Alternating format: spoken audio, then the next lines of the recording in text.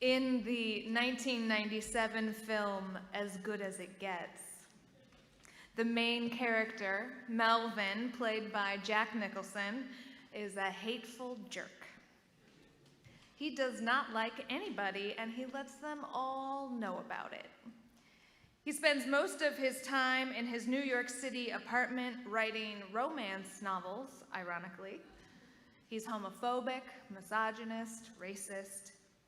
And even though he never goes out except for once a day to a local diner, he still finds ways to get irritated by all of his neighbors, particularly his charming gay neighbor Simon, who everyone except Melvin loves and whose little yappy dog drives Melvin up the wall.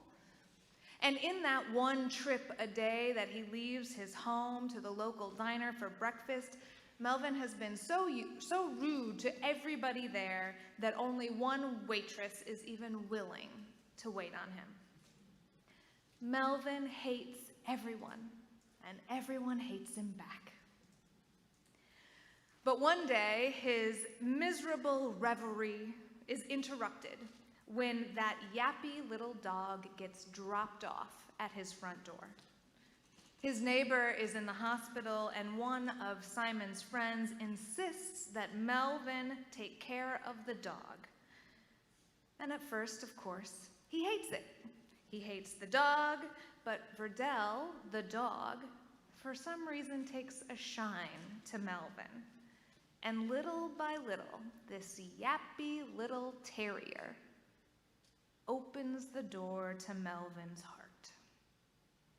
By the time his neighbor gets back from the hospital, Melvin and Verdell have bonded. They have a daily routine. They move through the world side by side. Melvin is genuinely, surprisingly heartbroken when his neighbor Simon takes his dog back. And through that little crack, that tiny opening in the hard shell of Melvin's heart, created by loving this one yappy little creature, love comes pouring into Melvin's life and upends everything. When Simon asks Melvin to walk the dog while he continues to recover, Melvin feels grateful and even a little connected to his neighbor.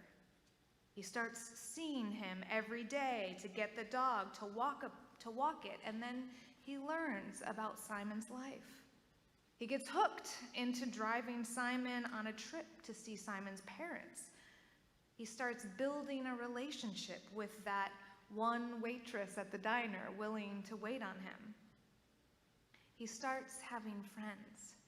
He starts building community. Love is like that. If you have walled yourself off from it, it's like you're in a sealed room with an ocean on the other side of the door. If you open that door just even a crack, water starts pouring in, bringing the world on the other side with it. I mean, to be honest, it's a little terrifying. Maybe the sealed room feels safe. Maybe the ocean feels overwhelming. Love is incredibly powerful, and it can be scary. Opening the door to it connects us with all that is. Even just a little crack is like a gateway drug. It opens the door to friendship and family and community. It opens the door to your heart and embeds you in other people and them in you. Love will flow through that crack in the doorway, and suddenly you're awash in feelings and vulnerability and relationship and connection. In Unitarian Universalism, we honor the interdependent web of all existence, but we don't always unpack exactly what that means. If everything is not just connected, but interdependent, woven into the very same web of being, then if you love just one little thing, say a tiny terrier named Verdell, then the next thing you know, the whole web of the universe is pouring right through the door with all of its complexity and feelings and connections and vulnerability.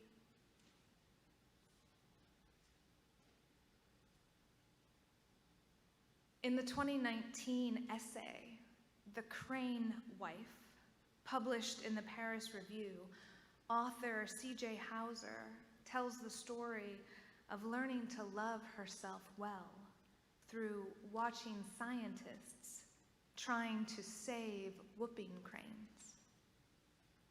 At the time, Hauser was working on a novel about scientists doing field research on birds and, quote, had no idea what field research actually looked like, and so the scientists in my novel draft did things like shuffle around great stacks of papers. Hauser joined an Earthwatch research team studying whooping cranes, one of the oldest species of birds in the world. They were working in the Gulf of Mexico off the coast of Texas, next to the Aransas National Wildlife Refuge, where, quote, 300 of the only 600 whooping cranes left in the world spend their winters. Hauser writes, "Here is what I learned once I began studying whooping cranes. Only a small part of studying them has anything to do with the birds. Instead, we counted berries, counted crabs, measured water salinity, stood in the mud, measured the speed of the wind. It turns out, if you want to save a species, you don't spend your time staring at the bird you want to save. You look at the things it relies on to live instead. You ask if there's enough to eat and drink. You ask if there is a safe place to sleep. Is there enough here to survive? Wading through the muck of the Aransas Reserve, I understood that every chance for food matters.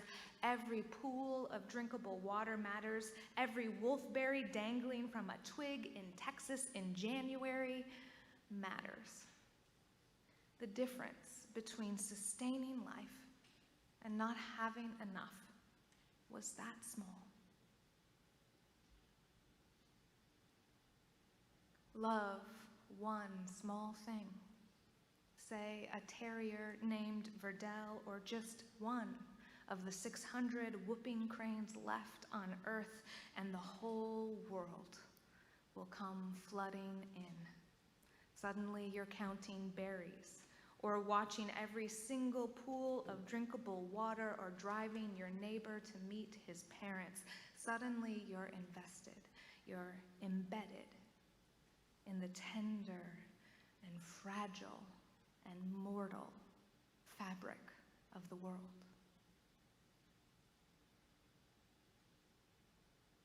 This love is a gateway drug, opening us up, connecting us to all that is, embedding us in its flourishing and its suffering. It whispers to us of a wholeness that we never earned, but of which we are an inextricable part. Theologian Frederick Buechner writes, "The alphabet of grace is full of sibilants, sounds that can't be shouted, only whispered, the sounds of bumblebees and wind and lovers in the dark, of whitecaps hissing flat over the glittering sand, and cars on wet roads, of crowds in hushed and vaulted places, the sound of your own breathing. I believe that in sibilance life is trying to tell us something. The trees and ghosts and dreams and faces, the waking up and eating and working of life are trying to tell us something, to take us somewhere.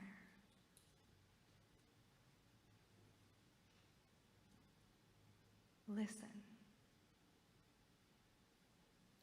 Listen closely to your heart when it whispers, when it loves, when it connects with the larger web of all that is. Listen to the web as its syllables tell your story, the universe's story, and the story of how those two connect. Where does the whisper of your life, your love and your desire and your awakening meet the longing, the need of the world? Where does whooping crane meet scientist, bear meet piano, Portuguese-speaking actress meet Brazilian women needing improvisational empowerment practice? Love will flow through the door, over the water. It will float on the speed of the wind, and it will whisper your story in syllables.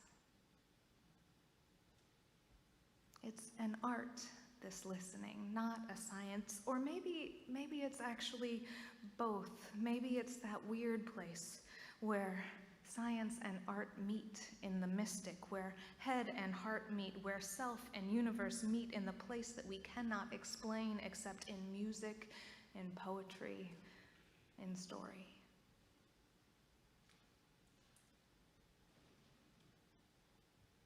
Music is one of the most ancient art forms of humankind.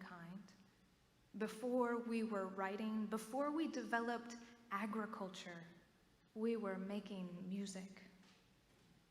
Archaeologists have found flutes that date back 40,000 years to caves human beings inhabited during the Stone Age. Some of these bone flutes have survived well enough that they can still be played.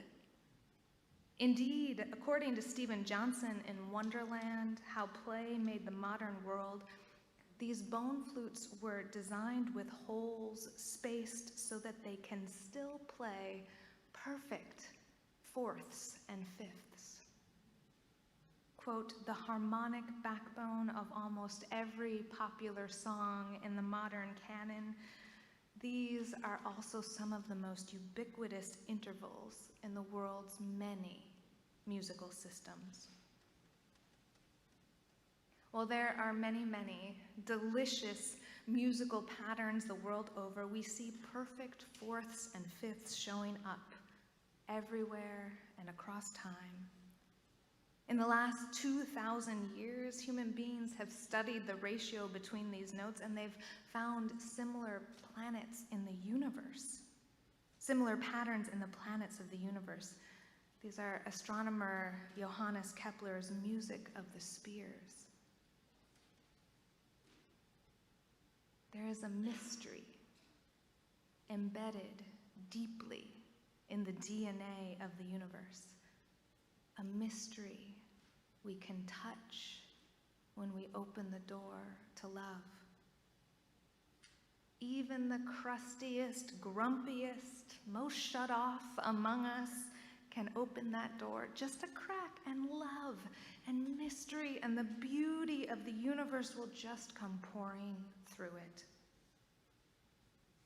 Loving just one thing is the gateway to loving everything, because it's all connected. And in loving the whole, including yourself, you'll find that miraculous, mysterious place where what makes you come alive, your unique heart song, meets the need of the world.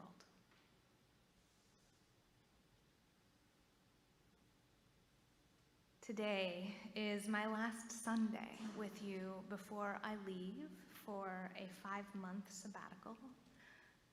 My primary goal during sabbatical is to connect with this mystery, to transverse the bridge between the immanent and the transcendent and bring love back to you. Ministry is ultimately a process of moving back and forth along that bridge and loving people. It requires the soul to rest and refill from the well of the universe. And so I thank you, First Church, for giving me the opportunity to refill that well. And I trust you, too, will refill your well from the broader universe, letting love in through the doorways of wisdom and new perspectives brought by visiting ministers. But more importantly, this is an opportunity to keep growing the love in and among yourselves. This congregation, it's about you. It's about love and connection and community as a whole and not any one individual person. So this is an opportunity to increase self-reliance and identity and love in the community, as well as your relationship with the leaders who will be steady at the helm of the ship while I'm away.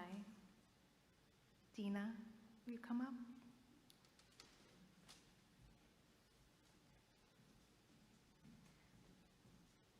Reverend Dina, who you know and love.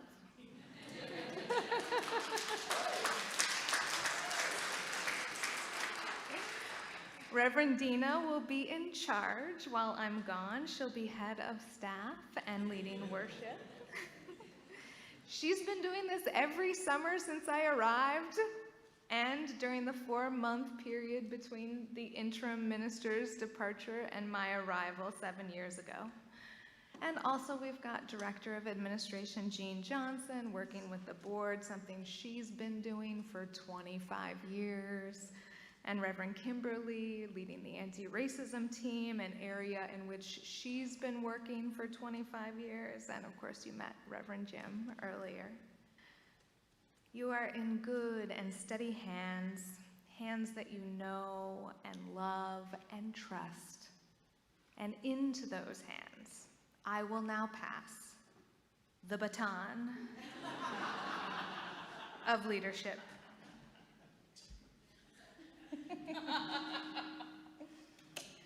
Reverend Dina, I pass you this magical baton of authority and tranquility and ministry and fairy dust.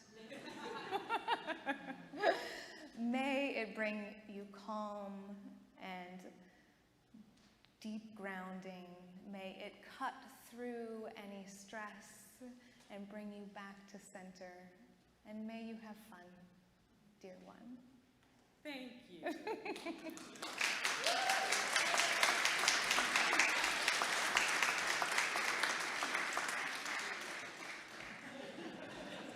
It's magic.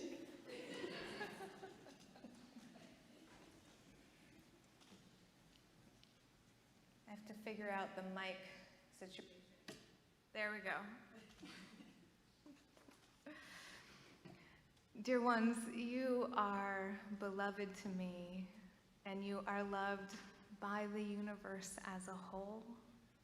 If you are shut off from love, open the door just a little bit and let that ocean pour into your life, connecting you with all that is. If you are awash in the world already, but maybe floundering or just trying to stay afloat, slow down. Listen to your heart. Listen to the sounds of the sea lapping at your feet. Measure the wind and listen to the sibilants whispering your story and the universe's story and the truth of the place that they meet. There is a great mystery embedded in all that is, and you are part of it, so let love in and then listen to its song as it calls you home. May it be so.